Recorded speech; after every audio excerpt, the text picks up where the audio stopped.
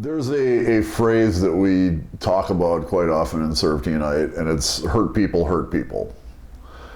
And we were just talking about this at lunch yesterday, and it was pointed out that like not all hurt people.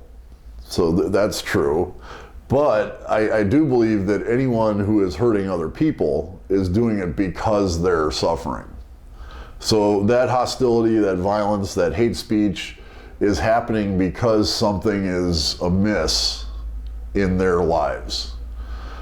And if we can be mindful of that phrase, hurt people, I have a lot of physical ailments from being violent for many years of my lives, and sometimes if I have a migraine or if my neck is hurting and somebody's like, hey Arno, we gotta go do this, I'll be like, rah!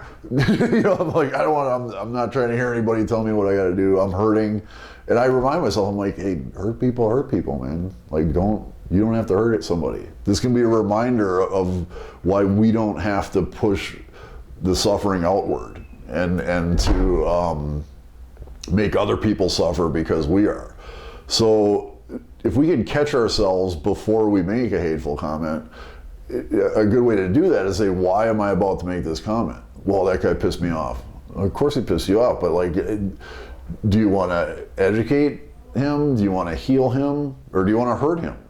Do you want to lash out back at him? And if we can just take that pause, if we just take a breath, be like, okay, if I lash out at this person, is that going to help the situation? Is that going to make me happier?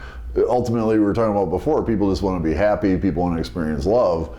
Are you going to be happy? Are you going to experience love by saying, hey, blah, blah, by barking back at somebody? And it helps us understand those dynamics. It helps us understand cycles and how to interrupt them rather than fuel them.